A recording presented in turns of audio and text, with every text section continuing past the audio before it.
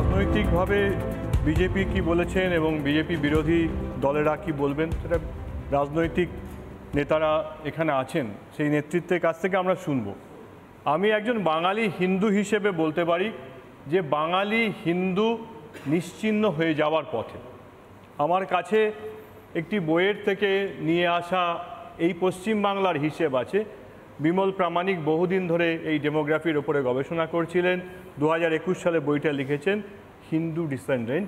তার মধ্যে দার্জিলিং থেকে শুরু করে দক্ষিণ 24 পরগনা 17টা জেলার 1951 সালে মানে আদমশুমারি হওয়ার পরে হিসেব থেকে 74 সালে কি আছে, 91 সালে কি আছে, 2011 সালের হিসেব আছে। একমাত্র মুর্শিদাবাদ জেলা বাদ দিয়ে বাকি সবকটা জেলায় হিন্দুর জনসংখ্যার অনুপাত কমেছে মানে কতগুলো জায়গায় ভয়াবহভাবে কমেছে। আমি উত্তর দিনাজপুরেরটা বলছি। উত্তর দিনাজপুরে 1951 সালে ছিল 69.30%। সেটা 2011 সালের যে সেন্সাস, যে আদমশুমারি, তাতে 49.92% হয়েছে। তাই প্রত্যেকটা জায়গায় পশ্চিমবাংলায়, আমার পূর্ব বাংলারও হিসেব আছে, কারণ ওটা যেটা করেছিলেন তারা করেছিলেন centre for research in Indo Bangladesh relations. পূর্ব বাংলার হিসেবটা শুনলে আপনার কান্না পাবে, তার জন্য পূর্ব বাংলার কথাটা বলছি না। আপনারা জানেন বাংলা মানে কোন বাংলা? পূর্ব বাংলার মধ্যে পূর্ব দিনাজপুরের আছে, রংপুর আছে, ময়মনসিংহ। পূর্ব বাংলা বলে কি কোনো দেশ বা কোনো রাজ্য আছে? বাংলাদেশ বর্তমান মানে পূর্ব বাংলা। আমি পূর্ব বাংলা এর জন্যই বলছি, আমার কাছে আরেকটা লিস্ট আছে ভারতবর্ষের স্বাধীনতা সংগ্রামে যারা ফাঁসি গিয়েছিলেন তাদের লিস্ট। তাদের মধ্যে বাংলার লোকই বেশি ফাঁসি যারা গিয়েছিলেন। 41 জনের মধ্যে পূর্ব বাংলা, এর জন্য আমি পূর্ব বাংলা বলছি বাংলাদেশ না বলে, পূর্ব বাংলার মানুষ আছেন 29 জন 41 জনের মধ্যে।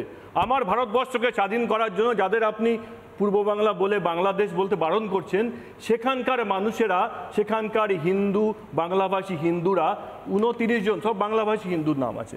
তাই এই যে সংখ্যা, এটা থেকে একটা জিনিস খুব পরিষ্কার, এই যে বাংলা মানে 1941 সালে যদি আদমশুমারি দেখেন, তাহলে আজকের পূর্ব বাংলা মানে বাংলাদেশ এবং আজকের পশ্চিমবঙ্গ, এই মিলিয়ে যে ভূভাগ, এই ভূখণ্ডের মধ্যে হিন্দু বাঙালির আনুপাতিক সংখ্যা মানে প্রিন্সলি স্টেটগুলো মিলিয়ে 48% মতো ছিল। এই 80 বছরে 20% জনসংখ্যা হিন্দু বাঙালির কমে গেছে। এই হিসেবে যদি কমে, আজ থেকে 250 বছর আগে রামমোহন এসেছিলেন, 250 বছর, এটা জিওমেট্রিক প্রোগ্রেশন বলে, তার মধ্যে কিছু কারেকশন ফ্যাক্টর থাকবে, এটা তো অঙ্ক নয়, সামাজিক বিষয়।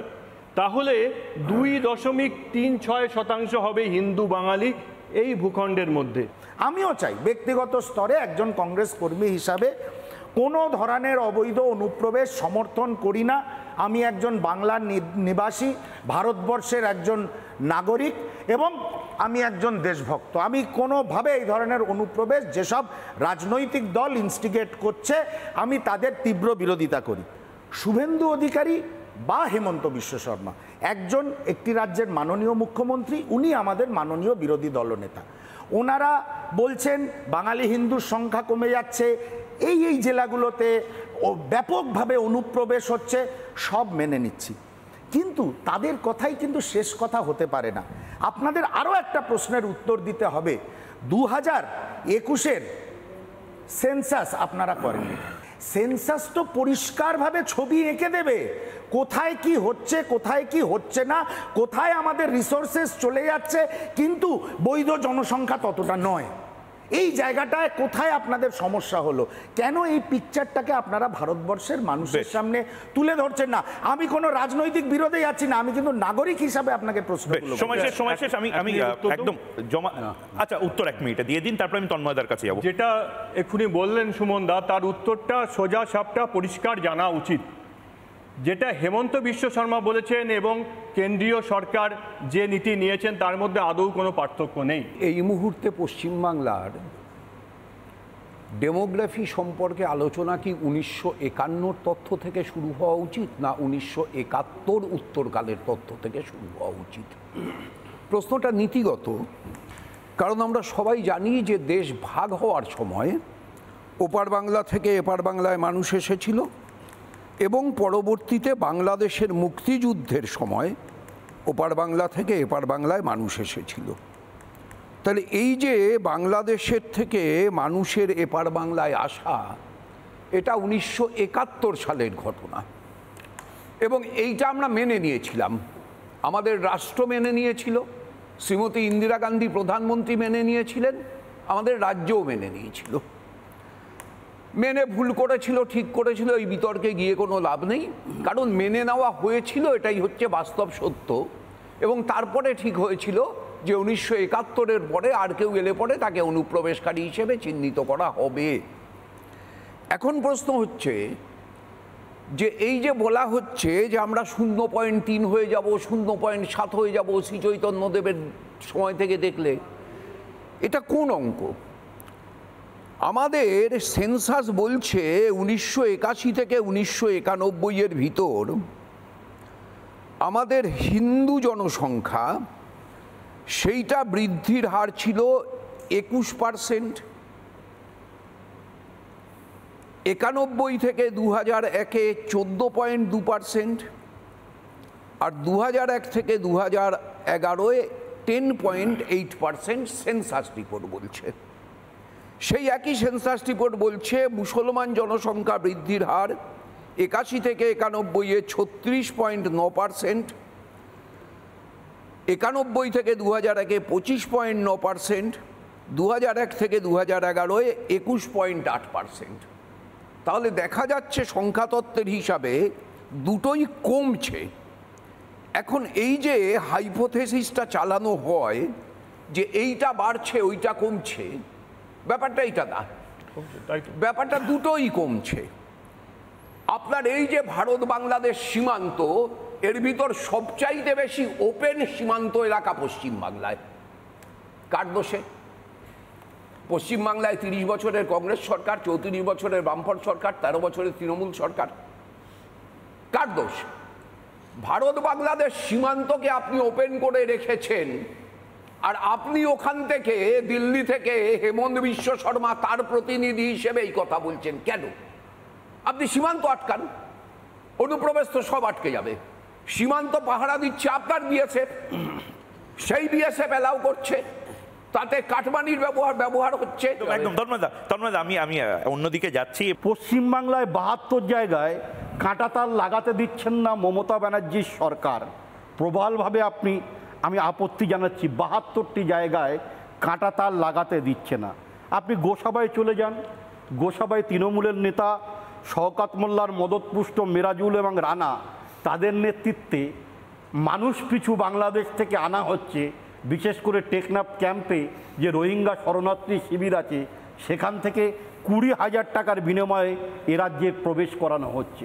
আমরা যারা আদি মুসলমান, আমরা যারা এ রাজ্যের, আমাদের মধ্যে ভ্রাতৃত্ববোধ ছিল, আমাদের মধ্যে ভালোবাসা ছিল, আমাদের মধ্যে ঐক্য ছিল, হিন্দু মুসলমানের মধ্যে ভ্রাতৃত্ববোধ।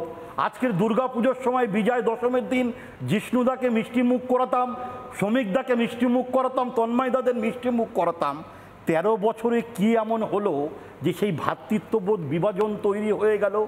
যে চেয়ারে বসেছিলেন চিত্তরঞ্জন দাসের মতো একজন মহাপুরুষ, যে চেয়ারে বসেছিলেন নেতাজি সুভাষচন্দ্রের মতো একজন দেশনায়ক, রাষ্ট্রনায়ক, সেই চেয়ারে বসে ফিরাদ হাকিম ববি, মনিকা মুখার্জির পুত্র, তিনি দাওয়াতে ইসলামে হিন্দুদের আবেদন করছেন, দাওয়াতে ইসলামের দাওয়াত দিচ্ছেন।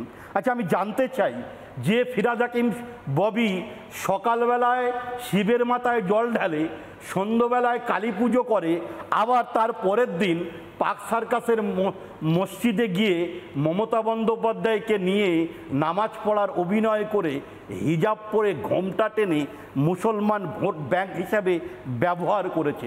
তন্ময় দ্বারা 34 বছরে ক্ষমতায় ছিল, আমাদেরকে ফুটবলের মতো ব্যবহার করেছে, আর 13 বছরে মমতা বন্দ্যোপাধ্যায় ক্ষমতা থাকার পরে আমাদেরকে তেজপাতার মতো ব্যবহার করেছে। আজকের মরছে কারা পশ্চিমবাংলার বুকে? মুসলমান। মারছে কারা পশ্চিমবাংলার বুকে? মুসলমান। চলে যান না বিজেপি করার অপরাধে বকটুইতে, লালশেখ পঞ্চায়েত নির্বাচনে তৃণমূলের হারমাত বাহিনীর হাতে খুন হয়েছিলেন। এবারের লোকসভা নির্বাচনের পরে শীতলকুচিতে একটি মুসলিম মহিলা, তার নাম রেহানা খাতুন, শুধুমাত্র বিজেপি করার অপরাধে তাকে 1 কিলোমিটার উলঙ্গ অবস্থায় হাঁটিয়ে নিয়ে যাওয়া হয়েছিল। গোটা পশ্চিমবাংলার ডেমোক্রেসি চেঞ্জ করা হচ্ছে, পশ্চিমবাংলার মানচিত্র চেঞ্জ করা হচ্ছে। আমার কাছে এই বিষয়ে একটু অবাক লাগে যে আজকে আমাদের এইখানে দাঁড়িয়ে এটা আলোচনা করতে হচ্ছে যে একজন ধর্মের ভিত্তিতে কোন ধর্মের সংখ্যা বাড়ছে, কোন ধর্মের সংখ্যা কমছে। কিন্তু এই সংখ্যা বাড়ছে বা কমছে, এখানে তো ভারতবর্ষে তো উত্তর কোরিয়ার কিমের মতন শাসন চলে না। এইটা গণতান্ত্রিক দেশ, এবং এই দেশের যে আইন, আমরা আগে টিভিতে অ্যাডভার্টাইজ দেখতাম হাম দো হামারা 3, তারপরে আমরা অ্যাডভার্টাইজ দেখতাম হাম দো হামারা 2, এখন সেখানে এসে হাম দো হামারা 1, এই ধরনের বিভিন্ন অ্যাডভার্টাইজ আমরা দেখেছি। কিন্তু ভারত সরকারের পক্ষ থেকে ফ্যামিলি কোনো প্ল্যানিং করা আছে যে কজন সন্তান তৃণমূল সাপোর্ট করবে না? আমি বলছি করবে, আমি বলছি যে এরকম কোনো আইন তো নেই। আনলো বিজেপি। আমি বলছি ফ্যামিলি প্ল্যানিং গভর্নমেন্টের কোনো ইনস্ট্রাকশন আছে যে পরিবারে একজন সন্তানই থাকতে হবে, তার বেশি সন্তান প্রসব করা যাবে না। সেখানে হিন্দু বাড়ছে না মুসলমান বাড়ছে, মুসলমান বাড়ছে না হিন্দু বাড়ছে, এইটা আলোচনা না করে আমাদের ভাবার দরকার যে সেন্সাস কি বলছে। 2011 সালে কংগ্রেস গভর্নমেন্টের সময় সেন্সাস হয়েছে, কিন্তু কোনো একটা অজ্ঞাত কারণে আমরা দেখতে পাই নরেন্দ্র মোদী এতদিন ক্ষমতা থাকার পরে তারা সেন্সাস প্রকাশ করলো না। এবং যখন আমরা এই কাঁটাতারের বেড়া ফেন্সিং করতে দিচ্ছে না, এই বিভিন্ন বিষয়গুলো উল্লেখ হচ্ছে, সেখানে আমরা জানি যে আসামে প্রায় 11টা জায়গায় ফেন্সিং করা হয়নি, সেখান থেকে অনুপ্রবেশ ঘটছে। বলছি এই অনুপ্রবেশ ঘটানোর দায়টা কার? অনুপ্রবেশে বিএসএফ দায়িত্ব থাকে, কলকাতা পুলিশ দায়িত্ব থাকে না, পশ্চিমবঙ্গ পুলিশ দায়িত্ব থাকে না। তাহলে সেই অনুপ্রবেশ দিনের পর দিন যদি ঘটে থাকে, সেখানে মমতা বন্দ্যোপাধ্যায়ের দোষটা কোথায়? 50 সালে ডক্টর বিধানচন্দ্র রায়কে নেহেরু অত্যন্ত কড়া ভাষায় একটা চিঠি লিখলেন যে তুমি ওখানে হিন্দু শরণার্থীদের আশ্রয় দিচ্ছ বাংলায় এত বেশি করে, যেটা ভারতবর্ষের মূল চিন্তাভাবনার বা ভারতীয় সংবিধানের যে আত্মা সেটার বিরোধী। It is detrimental to the basic fundamental of Indian philosophy. আমার দল এটা এটা এটা পণ্ডিত নেহরুকে নিজের লেখার চিঠি ডক্টর লিখেছেন বিধানচন্দ্র রায়কে, যদিও বিধানচন্দ্র রায় সেটার সেই চিঠির খুব একটা গুরুত্ব দেননি, তিনি তার মতো করে কাজ করে চলে গিয়েছিলেন। এখন আমি বলছি প্রশ্নটা শুধু হিন্দু মুসলমানের নয়, এটা মানসিকতা। যদি নজরুল ইসলামের শ্যামাসঙ্গীত লিখতে অসুবিধা না হতে পারে, যদি সৈয়দ মুস্তাফা আলীর কোনো আরবি ফার্সি শব্দ ব্যবহার না করেও তার মতো একজন প্রতিভাবান মানুষ বাঙালির চেতনে, বাঙালির মননে আজকে তিনি একটা প্রতিষ্ঠা পেতে পারেন, তাহলে আমরা এখানে হঠাৎ ভয় পাচ্ছি কেন? পরিবর্তনটা কেন হচ্ছে? পরিবর্তন হচ্ছে যে কিছু কিছু ভাষা বদলে যাচ্ছে। দেখুন, আমি বসিরহাটের 17 মাসের এমএলএ ছিলাম।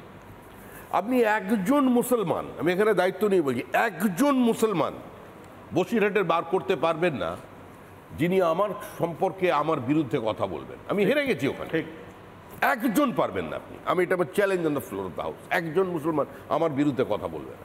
কিন্তু আমি আপনাকে বলছি, একটি ঘটনা আমাকে ব্যথিত করলো। আপনি দুর্গাপুজোয় গেছি, আপনারা জানেন, বহু মানুষ ওখান থেকে ওপার থেকে চলে এসেছেন দুর্গাপুজো করেন টাকির পার্শ্ববর্তী একটি জায়গায় দুর্গাপুজো দেখতে গেছি। সেই দুর্গাপুজোটা চলছে 323 বছর এবং তাদের বংশধরদের প্রত্যেকের নাম ঠিকানা আছে।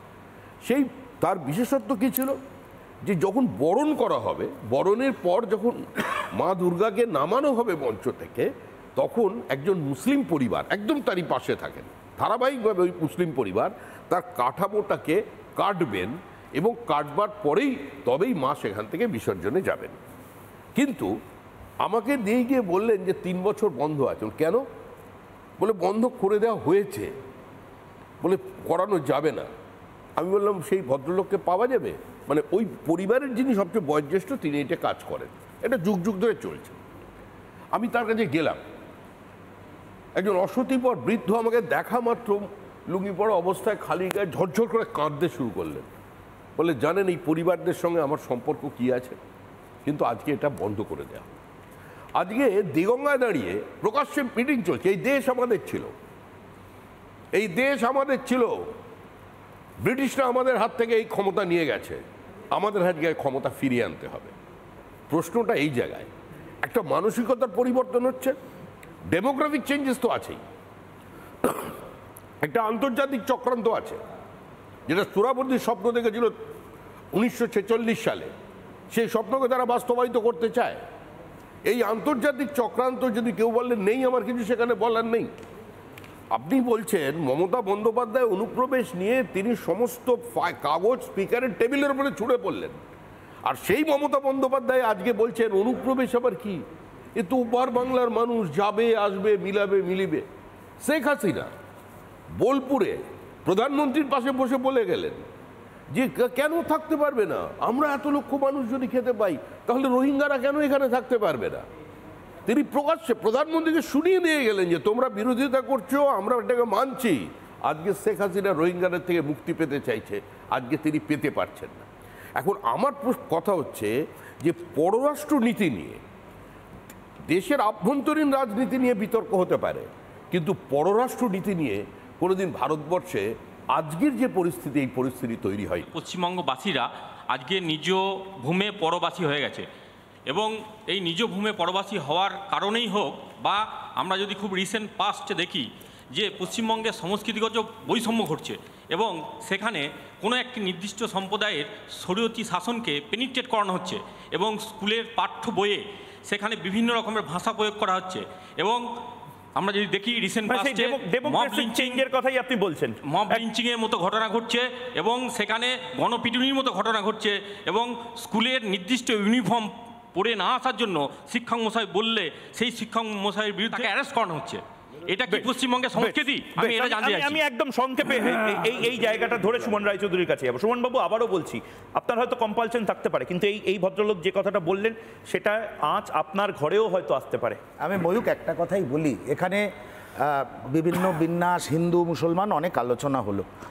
একটু এই কাসেম আলী সাহেবও বললেন, কেউ ওনাদের তেজপাতার মতন ব্যবহার করেছে, কেউ আমের মতন, কেউ আপেলের মতন, বিভিন্ন ধরনের বিশেষণ দিয়েছেন। আমি কাসেম ভাইকে একটা প্রশ্ন করব। না না, আমি ওর মধ্যেই আমার উত্তর, ওর মধ্যেই এক্সট্রা টাইম নেব না, এক্সট্রা টাইম নেব না। কি হয়েছে জানেন তো, কি হয়েছে, কিছু কিছু মানুষ, কোনো সম্প্রদায়ের মানুষ দেখেছে সরকারকে খুশি করতে পারলে আমাকে লেখাপড়া করতে হবে না, চাকরির খোঁজ করতে হবে না, ব্যবসার খোঁজ করতে হবে না, বৈধ ব্যবসা করতে হবে না, তাহলে এদের সঙ্গেই থাকো। সেইটা করতে গিয়ে একটা চেন অফ মানে ইয়েকে, লোকজনকে তারা পিছিয়ে দিয়েছে, তারপরে সেই সম্প্রদায়টা স্কেপগোট হয়েছে। এটা শুধু যারা ব্যবহার করছে তাদের দোষ না। আর আমি যদি সুযোগ পাই যে কাসেম ভাইকে ব্যবহার করলে আমার রাজনৈতিক উন্নতি হবে, এদের দিয়ে আমি ফলস ভোটিং করাতে পারবো, এদের দিয়ে আমি পুকুর বোঝাতে পারবো, ভেড়ি বোঝাতে পারবো, আমি ছেড়ে দেবো। অনুপ্রবেশ ঠেকানোর দায়িত্ব রাজ্য সরকারের নয়, সেটা কেন্দ্রীয় সরকারের। এটা বারবার আপনারা বুঝুন, আপনারা শিক্ষিত মানুষ। লজিক্যালি বলুন, শ্রমিক ভট্টাচার্য এতটা সেন্সিবলি একটা কথা বললেন, সেই কথাটা এটাও আমি সহমত, শ্রমিকদের সঙ্গে একদম সহমত। আটকাতে পারবেন না, কেন্দ্রীয় সরকারে আপনি আসলেও পারবেন না বলছে শ্রমিক ভট্টাচার্য। একদম আমি শ্রমিকদের সঙ্গে। তাহলে কেন কোঅর্ডিনেশনটা হচ্ছে না? আমি শ্রমিকদের কথা সৌরভপ্রিয়, আপনি একটা জিনিস বুঝুন, এখানে আমি একা ক্যামেরার সামনে আছি, তার মানে এই নয় যে আমি গোটা শোটা করতে পারছি। ক্যামেরাটা অফ থাকলে আমি শো করতে পারবো না, পিসিআরএম যারা রয়েছেন তারা না থাকলে। এটা কোঅর্ডিনেশনের গেম, আপনারা কোঅর্ডিনেশন কেন করছেন না? এটাই তো আমার কথা। সেখানে রাজ্য সরকার এবং কেন্দ্রীয় সরকার উভয় কোনো সিদ্ধান্ত নিয়েছে কি, এবং তার জন্য লোকসভায় বা বিধানসভায় কোনো প্রস্তাব পাশ হয়েছে কি যে অনুপ্রবেশ ঘটানো হচ্ছে, রাজ্য সরকারের দোষ আছে? এই ধরনের কোনো ঘটনা কিন্তু 2011 সাল, 1947 থেকে 2011